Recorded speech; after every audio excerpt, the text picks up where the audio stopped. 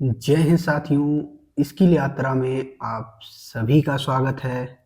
आज की इस महत्वपूर्ण वीडियो में हम पढ़ने वाले हैं संविधान के भाग 9 के बारे में, जिसमें ग्राम पंचायत की चर्चा की गई है। हम आते हैं भाग 9 पे, ग्राम पंचायत। इससे पहले आप वीडियो को लाइक जरूर कर दें, शेयर कर दें और चैनल पर नए हैं तो सब्सक्राइब करना ना भूलें। ग्राम पंचायत का वर्णन भाग 9 में किया गया। अनुच्छेद 243 वह क्या होगा, कहाँ किया गया? 243 में है। जब 243 ग्राम पंचायत का ध्यान दीजिएगा, ग्राम पंचायत का जिक्र अनुच्छेद 40 में कर दिया गया था।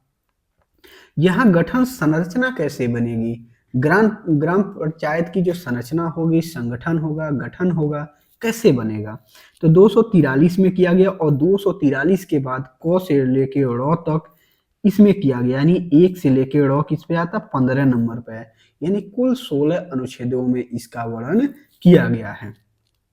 ठीक है, ग्राम पंचायत के बारे में 1992 में ध्यान दीजिएगा, इकोनॉमिक्स में भी क्वेश्चन आता है और पॉलिटी में भी क्वेश्चन आता है। तो ये ध्यान रखना आपको कि जवाहरलाल नेहरू ने के.एम. मुंशी के सुझाव पर एक सामुदायिक विकास कार्यक्रम उन्होंने चलाया। कब? 1952 में।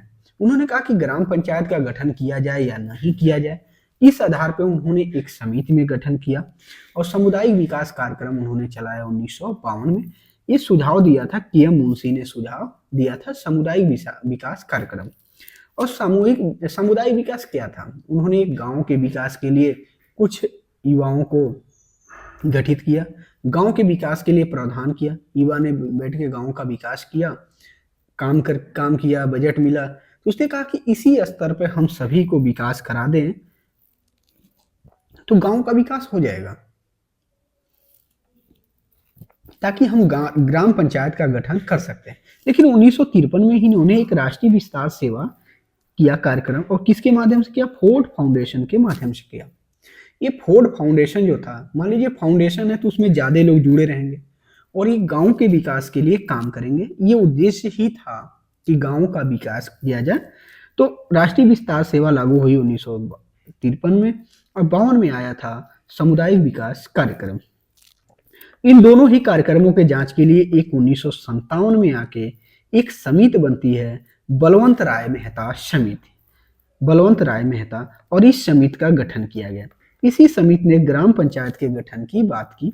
ठीक है, इस समिति ने सिफारिश के आधार पर 2 अक्टूबर 1959, ध्यान रखिएगा, 2 अक्टूबर 1959 को राजस्थान का एक जिला है नागौर जिला। वो जिला कौन है? नागौर जिला है। और इस जिले में एक गांव था बगदरी। क्या नाम था? बगदरी गांव में इन्होंने ग्राम पंचायत को लागू कर दिया। एक गांव में इस मुहिम को लागू कर दिया, जिसमें बलवंत राय ये और सहमति हो गया। बलवंत राय मेहता समिति के आधार पर त्रिस्तरीय पंचायत का गठन किया गया। जब देखा गया कि नागौर जिले में जो पहली बार आया तो पूछता ग्राम पंचायत यानी पंचायती राज व्यवस्था पहली बार किस जगह पे हुआ? तो राजस्थान के नागौर जिले पे 2 अक्टूबर 1959। 2 अक्टूबर किसका जन्मदिन है? महात्मा गांधी के जन्म दिवस के आधार पर किया गया, क्योंकि वही कहते थे कि गांव में जो है, भारत की जो आत्मा है वो गांव में निवास करती है और गांव का विकास ये गांव के लोग ही करें, यानी स्थानीय स्वशासन, यानी लोकल गवर्नेंस, यानी स्थानीय लोग उस मुद्दे को बैठेंगे। दिल्ली में बैठा कोई व्यक्ति गांव की समस्या को नहीं समझ सकता, उसको समझाने के लिए स्थानीय लोग रहेंगे तो आसानी से वो समझा सकते हैं, सुलझा सकते हैं। तो उनके आधार पर ग्राम पंचायत का गठन हुआ। और किसको पता था कि ग्राम के प्रधान लूट के खा के बैठ जाएंगे। लेकिन ध्यान दीजिए, बलवंत राय मेहता ने आया और त्रिस्तरीय पंचायत गठित किए।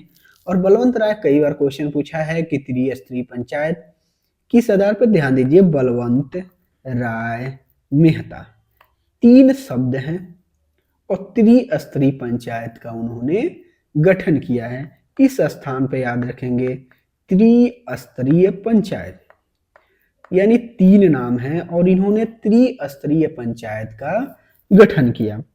पहले क्या था? ग्राम पंचायत में, यानी ग्राम स्तर पर ग्राम पंचायत उन्होंने बनाया, ब्लॉक लेवल पर पंचायत समिति बनाई और जिले लेवल पर जिले स्तर पर जिला परिषद बनाया। अब देखिए आपके यहाँ गांव में प्रधान होंगे, पंचायत समिति के आधार पर ब्लॉक प्रमुख होते हैं, ब्लॉक प्रमुख होते हैं, और इसके आधार पर जिला अध्यक्ष बनते हैं। और इन चीजों से तो आप सभी लोग वाकिफ होंगे। ध्यान दीजिए, नोट करिएगा ये लाइन कि आंध्र प्रदेश पहला ऐसा राज्य था जो 11 अक्टूबर 1959 को पहली बार पंचायती राज संस्थाओं में चुनाव हो गया। आंध्र प्रदेश ने क्या किया, 11 अक्टूबर 1959 को पहली बार पूरे राज्य में चुनाव करा दिया, जबकि भारत सरकार ने 2 अक्टूबर 1959 को नागौर जिले में पहली बार पंचायती, नागौर जिले के जो बगदरी गांव था उसमें पंचायती राज व्यवस्था लागू की। लेकिन इसने आंध्र प्रदेश इतना फास्ट निकला कि 11 अक्टूबर 1959 को चुनाव करा दिया। और ये चुनाव किसके द्वारा हो, डायरेक्ट हो, जनता द्वारा हो और प्रत्यक्ष हो। ठीक है, तो भीमराव अंबेडकर के अनुसार बलवंत राय मेहता के अकॉर्डिंग जिन राज्यों की जनसंख्या, जब बलवंत राय इन्होंने कहा था, बलवंत राय मेहता, बलवंत राय मेहता, जो बलवंत राय मेहता, इसने कहा कि जिस राज्य की जनसंख्या 20 लाख से कम हो वहां पंचायत समिति लागू नहीं होगी। फिर कोई मतलब रहेगा नहीं, 20 लाख की जनसंख्या है। फिर इसके बाद से खत्म हो गई, जनता दल की सरकार आई, जनता दल की सरकार आई और प्रधानमंत्री बने मोरारजी देसाई, मोरारजी देसाई। 1977-78 में सरकार आती है और 79 तक चलती है। तो 1977 में जनता पार्टी की सरकार ने अशोक मेहता एक समिति गठित की और अशोक मेहता में 2 नाम है, 2 शब्द हैं। क्या है? 2 शब्द। और इसने द्विस्तरीय पंचायत बनाया। क्या बनाया? द्विस्तरीय पंचायत का इन्होंने गठन किया। द्विस्तरीय यानी द्विस्तरीय पंचायत, 2 नाम द्विस्तरीय, 3 नाम त्रिस्तरीय, ऐसे याद रखना। तो 1977 में जनता पार्टी की सरकार आती है और इसने अशोक मेहता के सिफारिश के आधार पर इसका गठन कर देती है, जिन्होंने द्विस्तरीय पंचायत की बात कही। इसने कहा कि 2 स्तरीय पंचायत होना चाहिए, 2 स्तरीय से अधिक पंचायतें नहीं होनी चाहिए। क्या क्या होनी चाहिए? गांव लेवल पर यानी गांव स्तर पर एक मंडल पंचायत होनी चाहिए, कई ग्राम सभाओं का मिलाकर एक मंडल पंचायत बना देना चाहिए। लगभग 15 से 20 हजार की आबादी वाली जनसंख्या में एक मंडल पंचायत हो, यानी 15-20 हजार की जहां जनसंख्या हो वहां पे एक पंचायत बनाया जाए और ये उन संख्याओं का, उन गांवों का, घरों का, उस क्षेत्रों का विकास करें। और जिले लेवल पर जिला परिषद बनाया गया। तो द्विस्तरीय पंचायत अशोक मेहता और त्रिस्तरीय पंचायत बलवंत राय मेहता ने यह गठन किया। उसने 15 से 20 हजार की आबादी पर एक मंडल पंचायत के गठन की बात कही। पंचायतों को एक संवैधानिक दर्जा देने के लिए, पंचायतों की जो संवैधानिक दर्जा देने के लिए उसने एक समिति बनाया। पंचायतों की संवैधानिक दर्जा क्या हो? पंचायतों की संवैधानिक दर्जा हो जाए, उसके लिए एक संविधान संशोधन की प्रावधान रखा गया और ये संविधान संशोधन आया 73वां संविधान संशोधन के रूप में 1993 में। 1993 में संविधान संशोधन किया गया और इसमें कहा गया कि ये पंचायतें अब क्या हों? लागू होगी। और पंचायतों के देखिए कब से चल रहा है? 1959 से 2 अक्टूबर 1959 को पंचायतों की बात चल रही है और वहां से आ रहा है 1993 में संवैधानिक मान्यता मिला, संविधान में मान्यता मिला, जो 243 क से ल तक इसके सभी प्रावधान जोड़े गए और ये लागू होता है 24 अप्रैल 1993 को ये प्रभावी हुआ। इसीलिए 24 अप्रैल को पंचायती राज दिवस मनाते हैं। ये बहुत ज्यादा गलती होता है, क्वेश्चन पूछता है कि पंचायती राज दिवस कब मनाया जाता है, तो सीधा ये याद आता है कि 2 अक्टूबर 1959 को पहली बार पंचायती राज व्यवस्था लागू हुई थी, इसलिए मनाया जाता है। तब वो संवैधानिक मान्यता नहीं थी, ऑप्शन में ये भी रहता है। तो ध्यान रखना 24 अप्रैल मानना है क्योंकि संवैधानिक मान्यता मिला और 24 अप्रैल 1993 को पंचायती राज लागू हुआ। ठीक है। हुआ तो 92 से ही था, ध्यान रखना है 92 में ही हो गया था, लेकिन 93 में लागू हुआ, तो ऑप्शन में यही आपके आता 1993। संशोधन होने के बाद पहली बार मध्य प्रदेश में चुनाव हुए। कहाँ हुए? मध्य प्रदेश में चुनाव हुए। पश्चिम बंगाल में 4 स्तरीय पंचायत चुनाव है। दिल्ली में पंचायत नहीं है। अनुच्छेद 40 में ही बता दिया गया था जो राज्य चाहे तो पंचायती व्यवस्था लागू करे या न लागू करे, इसीलिए इसे भाग 4 राज्य के नीति निर्देशक तत्वों में रखा गया था। मेघालय, मिजोरम तथा नागालैंड में 1 स्तरीय पंचायत है। 73वें संविधान संशोधन में ये प्रावधान किया गया कि जिस राज्य की जनसंख्या 20 लाख से कम होगी वहां 2 स्तर के पंचायत राज की व्यवस्था की जाएगी। ठीक है, तो 73वां संविधान संशोधन 93 की विशेषताएं क्या थी? 1992 में आता है, 93 में लागू हो जाता है। ठीक है, तो ध्यान दीजिए 92 में होता है, 93 में लागू, लेकिन हमेशा ऑप्शन में यही होता है, यानी लागू का बात करता है। इसमें 243A में ग्राम सभा का वर्णन किया, यानी ग्राम सभा के वर्णन के बारे में किया गया, यानी प्रत्येक ग्राम पंचायत क्षेत्र के लिए एक ग्राम सभा होगी। इसमें जो सदस्य होंगे वो गांवों से संबंधित मतदाता सूची में होना चाहिए। जो इसमें ग्राम पंचायत में ग्राम प्रधान बनेगा उस गांव की मतदाता सूची में उसका नाम होना चाहिए, इस उसमें सूचीबद्ध होना चाहिए। सरपंच इसकी अध्यक्षता करेगा तथा 1 वर्ष या 1 वर्ष में 2 बैठक अनिवार्य होनी चाहिए। ये क्वेश्चन पूछा हुआ कि ग्राम पंचायतों में 1 वर्ष में कितने बैठक अनिवार्य हैं, तो कम से कम 2 बैठक अनिवार्य हैं। पंचायत जो है सबसे छोटी इकाई है, प्रशासन की जो पंचायत की जो सबसे छोटी इकाई है ग्राम सभा होती है, और किसी भी प्रशासन की भी सबसे छोटी इकाई ग्राम होती है, गांव होती है।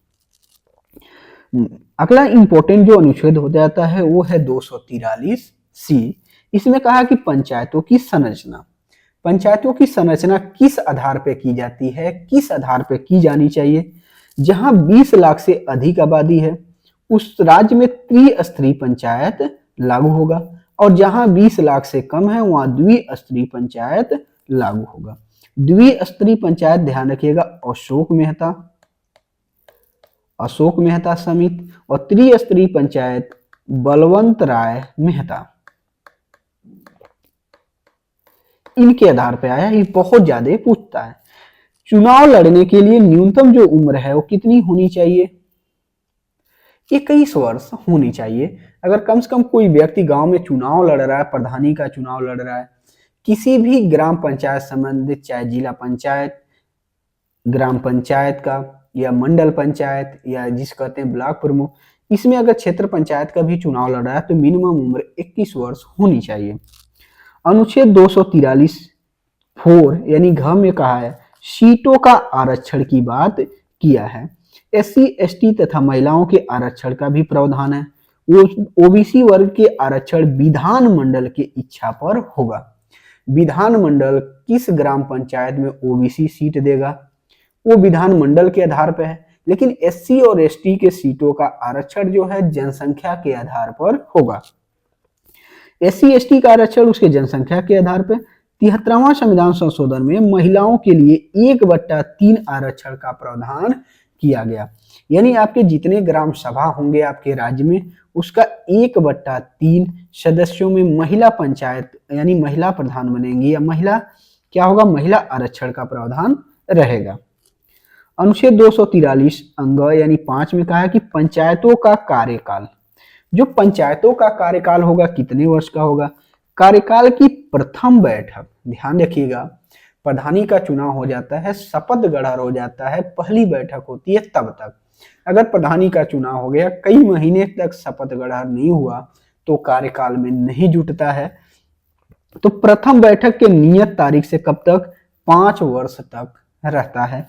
मृत्यु या अगर विघटन हो गया तो फिर 6 माह के भीतर चुनाव कराना अनिवार्य होता है।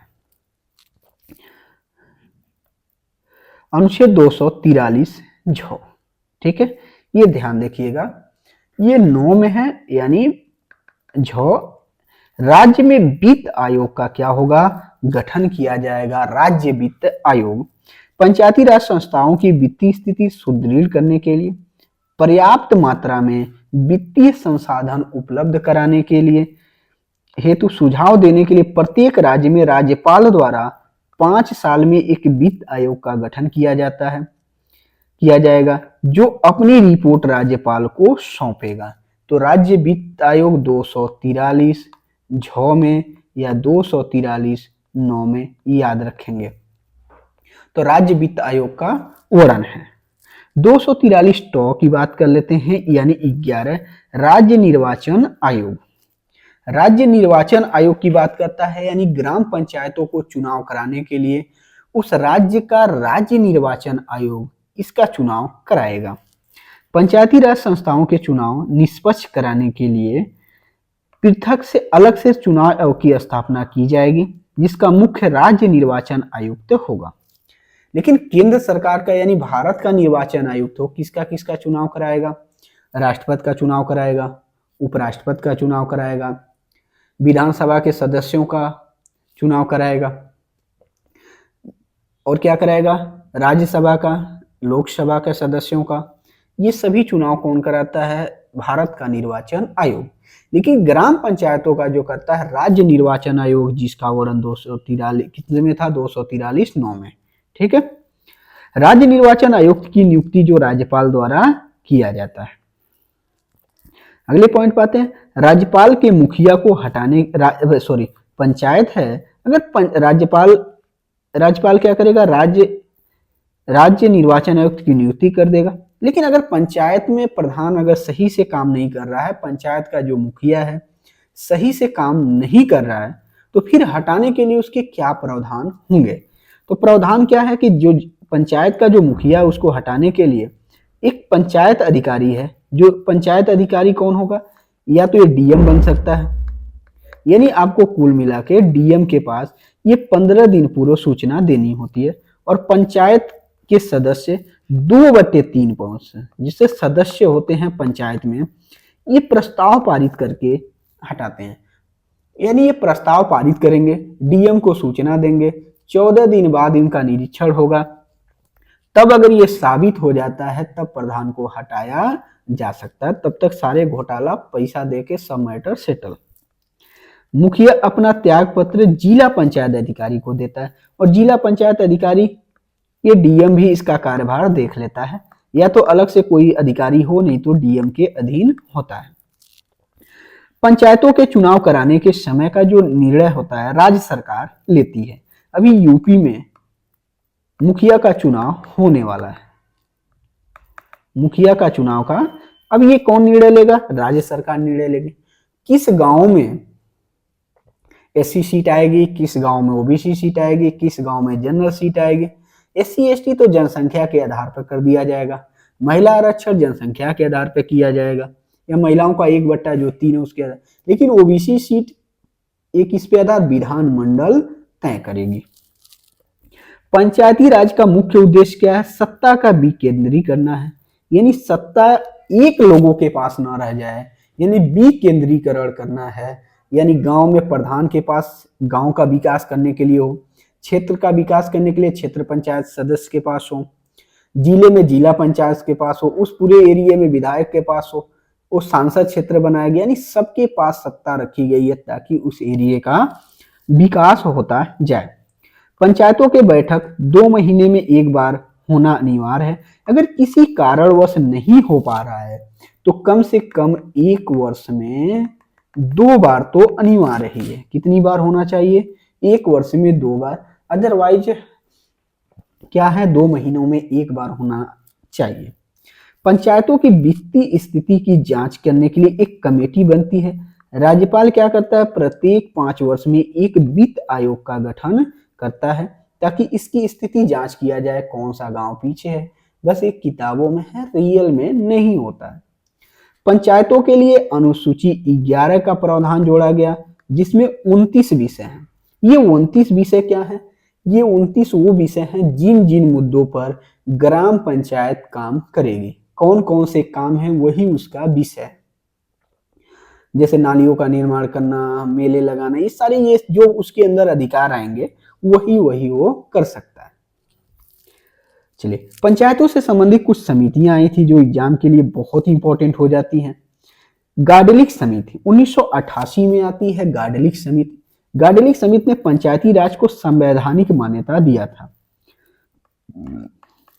और ये क्वेश्चन पूछा कि संवैधानिक मान्यता किसने दिया था? तो गाडलिक समिति ने पंचायतों के लिए संवैधानिक मान्यता दिया था और उसने कार्यकाल के लिए 5 वर्ष सुनिश्चित किया। उसने कहा कि पंचायत हैं, इनको कार्यकाल के लिए कम से कम 5 साल सुनिश्चित कर दिया जाए और एससी एसटी महिलाओं के लिए आरक्षण देने की सिफारिश की। ये तीनों फैक्ट याद रखिएगा। कौन सी समिति ने संवैधानिक मान्यता देने की बात कही, कार्यकाल 5 साल रखने की बात की और एससी एसटी और महिलाओं को आरक्षण देने की बात की? गॉडगिल समिति ने।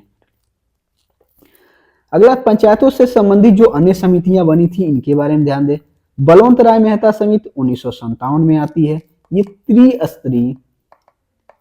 त्रिस्तरीय पंचायत की गठन करता है। 1977 में आया अशोक मेहता समिति जो द्विस्तरीय पंचायत की बात करता है। द्विस्तरीय पंचायत। जेबी के राव समिति आती है 1985 में। इन्होंने 4 स्तरीय पंचायत की व्यवस्था का सुझाव दिया था। राज्य परिषद, जिला परिषद, मंडल परिषद और ग्राम पंचायत। ठीक है, यानी गांव स्तर पर ग्राम पंचायत हो, मंडल स्तर मंडल परिषद हो, जिले लेवल पर जिला परिषद और राज्य स्तर पर राज्य परिषद भी होना चाहिए। उसके बाद 1986 में एल.एम. सिंघवी समिति आती है और एल.एम. सिंघवी समिति ये कहता है कि पंचायती राज संस्थाओं को संवैधानिक मान्यता दी जाए। थुंगन समिति 1988 में आती है और ये थुंगन समिति ने पंचायती राज को संवैधानिक आधार पर देने का समर्थन किया, यानी संवैधानिक मान्यता दी जाए। परंतु थुंगन समिति ने के अनुसार भारत में पंचायतों का जो संबंध है वो संघ सरकार से होना चाहिए, राज्य सरकार के अधीन नहीं होना चाहिए, संघ सरकार के अधीन होना चाहिए, केंद्र सरकार के अधीन होना चाहिए, न कि राज्य सरकार के अधीन। तो ये भी इंपॉर्टेंट है। इसके बाद भाग 9 को जोड़ा गया नगर पालिका और नगर पालिका 243 को तो से य और फिर य से क ख करके कहां तक 6 तक जोड़ा गया। नगर पालिका भी त्रिस्तरीय है, नगर पालिका को भी त्रिस्तरीय रखा गया। और मान लीजिए गांव में तो ग्राम पंचायत हो गई, लेकिन शहरों के लिए क्या बनाया गया? नगर पालिका। नगर पालिका यानी नगर, इसमें किया गया नगर पंचायत, नगर परिषद और नगर निगम का प्रावधान किया गया। नगर पंचायत क्या होगा? इसमें छोटा कस्बा शहर आते हैं, जिसमें इसके जो मुखिया होते हैं वो चेयरमैन पर्सन यानी चेयरमैन इसमें होते हैं। नगर परिषद ये मध्यम शहरों में आते हैं, इसमें अध्यक्ष बैठते हैं। और नगर निगम में जो इनके सदस्य होते हैं जो बनाए जाते हैं वो मेयर या महापौर बनाए जाते हैं। जो सबसे पुराना नगर निगम है वो है मद्रास नगर निगम, बनता है 1688 ईस्वी में, सबसे पुराना है। ब्रिटेन के बाहर, अगर ब्रिटेन की बात करते हैं, ब्रिटेन के बाहर कोई राष्ट्रमंडल यानी देश जो भी थे, सबसे पुराना अगर कोई नगर निगम है तो वो मद्रास नगर निगम है, सबसे पुराना नगर निगम। नगर पालिका, नगर पालिका क्या? 74वां संविधान संशोधन होता है, ये लागू हो जाता है 1993 में। इसको 12वीं अनुसूची में जोड़ा गया। अब 12वीं अनुसूची में जोड़ा गया और इसमें कुल विषय की बात कर ले तो जिन विषयों पे इनको काम करना है, यानी वो कितने हैं? 18 मुद्दों पे इसको काम करना है। नगर पालिका की जो अवधि है अपनी पहली बैठक से क्या होगी? 5 वर्ष होती है पहली बैठक से।